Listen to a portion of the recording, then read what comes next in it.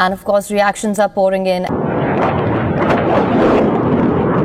Iran's Supreme Leader Ayatollah Ali Khamenei has released a statement. ስድስተኛ ቀኑን ያስቆጠረው የእስራኤልና ኢራን ጦርነት ከመካከለኛው ምስራቅ ቀጠና ተሻግሮ የዓለም ፖለቲከኞችንና ታላላቅ ሀገራት መሪዎችን እየፈተነ ይገኛል። የኢራኑ መንፈሳዊ መሪ አያቶላህ አሊ ኻሜኒ ሶስት መግለጫም ለአሜሪካኖች አስተላልፈዋል። አንደኛም ኢራን በኒውክሌር ጉዳይ ከአሜሪካ ጋር ለመደራደር እያሰበች ባለበት ሰዓት እስራኤል ጥቃት ፈጽማለች፣ ኢራን ግን እስካሁን ምንም ያጸፋ ምላሽ አልሰጠችም። ሁለተኛም አሜሪካኖች ማወቅ ያለባቸው ነገር ቢኖር ኢራን ለማንም እጅ እንደማትሰጥና ወታደራዊ ጣልቃ ገብነት መጠፋፋት እንደሚያስከትል፣ ሶስተኛም የአሜሪካ ተሳትፎ የእስራኤልን ደካማነት ያሳያል ሲሉ ጠንከር ያለ መግለጫ ሰጥተዋል። ድሮም ቢሆን በሳት ላይ የተጣደውና ለመቀጣጠል ትንሽ ቅጠል የሚበቃው ቀጠና አሁን አድማሱን እያሰፋ የሌሎች ሀገራት ጣልቃ ገብነትን እየጠራ ነው ተብሏል። የመካከለኛው ምስራቅን እንዳይኗ ብሌን የምትከታተለው አሜሪካ ፕሬዝዳንት ዶናልድ ትራምፕ ከዚህ በፊት አያቶላዎቹ በኒውክሌር መርሃ ግብር ላይ ወደ ስምምነት ካልመጡ የገሃነም ደጆች ይከፈቱባቸዋል ማለታቸው የሚታወስ ሲሆን ዛሬ ላይ ደግሞ ነገሩ እየከፋ ከሄደ ከእስራኤል ጎን ለመቆም አዝማሚያ በማሳየት ኢራን እጅ መስጠት አለባት ብለው መናገራቸው ቀጠናውን ወደ ውጥረት እንዲገባም አድርጎታል።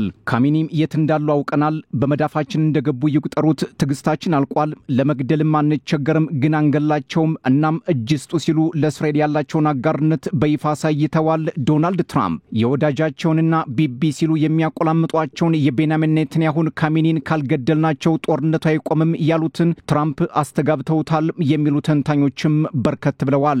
ዶናልድ ትራምፕ ኻሜኒ እጅ ስጡ ብለው መናገራቸው ከቤጂንግ ባለስልጣናት ተቃውሞ አስከትሎባቸዋል። ቻይና ዶናልድ ትራምፕ ወዳጅነታቸውን ተጠቅመው እስራኤል ውጥረቱን እንድትቀንስ ማድረግ ሲገባቸው ሁኔታው እንዲባባስ መንገድ መክፈታቸውና ኻሜኒን ማስፈራራታቸው ውጥረት ከመፍጠር ያለፈ ምንም ጥቅም የለውም ሲሉ ትራምፕን ገስጸዋቸዋል።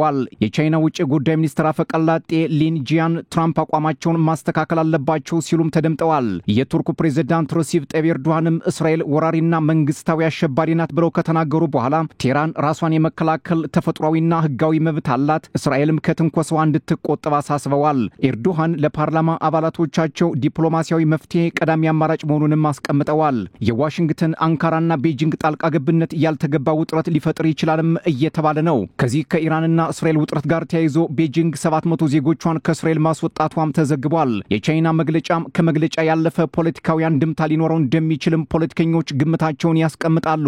ምናልባትም የአሜሪካ እግር ተከትላ ቻይናም ወደ ቀጠናው እንዳትገባም ያስፈራል። ይህ ከሆነ ደግሞ ዓለም ወደ የት ልታመራ እንደምትችል ግልጽ ነው ሲሉ ይናገራሉ ፖለቲከኞች። የኢራን መንፈሳዊ መሪ አያቶላህ አሊ ኻሜኒ በበኩላቸው ከእስራኤል ጋር ምንም አይነት ድርድር እንደማይፈልጉና ምህረት እንደማይኖራቸው በግልጽ ቃል ተናግረዋል። ከባለፈው አረብ በኋላ ከሚዲያ ርቀው የቆዩት ኻሜኒ ዛሬ ላይ በሀገሪቱ መገናኛ ብዙሃን ብቅ ብለው ኢራን የጫና ጦርነት ሰላምና የትራምፕን ማስጠንቀቂያ ተቀበለም ሲሉ ከተናገሩ በኋላ በሂብሪው ቋንቋም ለእስራኤል መልእክታቸውን አስተላልፈዋል።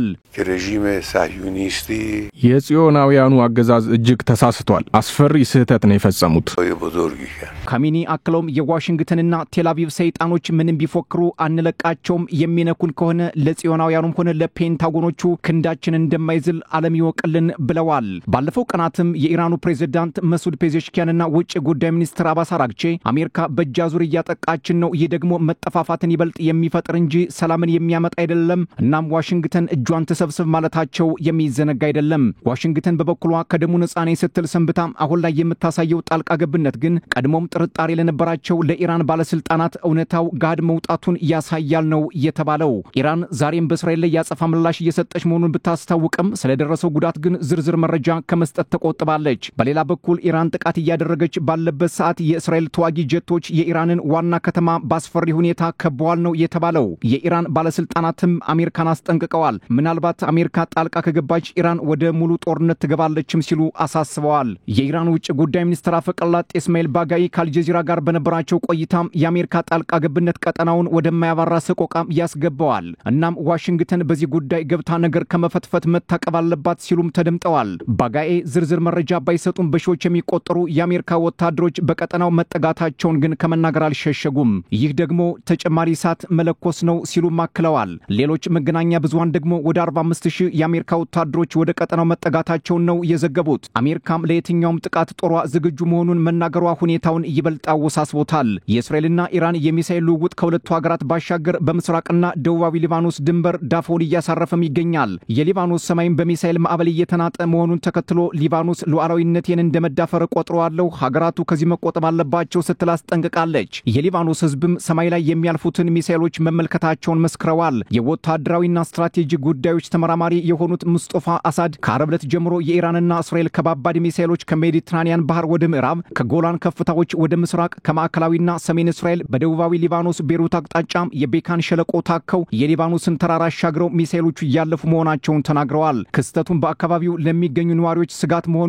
አክለዋል ተመራማሪው። በመጨረሻም የኳታሩ አሚር ሼህ ታሚም ቢን ሐማድ አልታሃኒ ከኢራኑ ፕሬዝዳንት መሱድ ፔዜሽኪያን ደብዳቤ እንደደረሳቸው የኳታሩ ውጭ ጉዳይ ሚኒስትር መስሪያ ቤት አስታውቋል። የደብዳቤው ይዘት ግን ምን እንደሆነ እስካሁን በዝርዝር የተባለ ነገር ባይኖርም ኳታር ለዋሽንግተን ባላት ቀረቤታ በኒውክሌር ጉዳይ አሜሪካና ኢራንን እንድታሸማግል ሊሆን እንደሚችል መላምቶች መኖራቸውን አልጀዚራ አስነብቧል። ከባለፈው አርብ ጀምሮ የኢራን ሚሳኤሎች ከ3800 በላይ እስራኤላውያንን ሲያፈናቀሉ 24 ሰዎች ሲሞቱ 804 ሰዎች መቁሰላቸውን ያናዶሉ ዘገባም ያመለክታል። ከኢራን በኩል ደግሞ 224 ሰዎች ሲሞቱ በርካቶች መፈናቀላቸውንና ቆስለኛ መሆናቸው ተዘግቧል። እስራኤል የኢራንን የኒውክሌር ማምረቻ ጣቢያ መምታቷንና በምስራቃዊ እስራኤል በሙት ባህር አቅጣጫም ከኢራን የተላኩ 2 ሰው አልባ አውሮፕላኖች ማክሸፋቸውን ማስታወቃለች። ኢራን በበኩሏም የእስራኤልን F-35 ሰው አልባ አውሮፕላን ጥያለው ስትልም ገልጻለች። እስራኤልም የአሜሪካን ጣልቃ ገብነት ልትፈልግ እንደምትችል መረጃዎችም እየወጡ ነው። በተባበሩት መንግስታት ድርጅት የኢራን ዲፕሎማት ኢራን የመልሶ ማጥቃት እርምጃና ራሷን የመከላከል መብቷን ታስጠብቃለች ብለው መናገራቸው የሩሲያው ፕሬዝዳንት ቭላዲሚር ፑቲን ከኳታሩ አቻቸው ሙሐመድ ቢን ዛይድ አልናሃን ጋር በስልክ በኢራንና እስራኤል መካከል በተፈጠረው ግጭትና ስለ ቀጠናው ጉዳይ መምከራቸው እንዲሁም በቶሎ መፍትሄ ላይ መድረስ እንዳለባቸው መወያየታቸውን የሩሲያ የዜና አውታሮች ማስነበባቸው የዛሬው የእስራኤልና ኢራን ጦርነት ጉዳዮች ሆነው ውለዋል።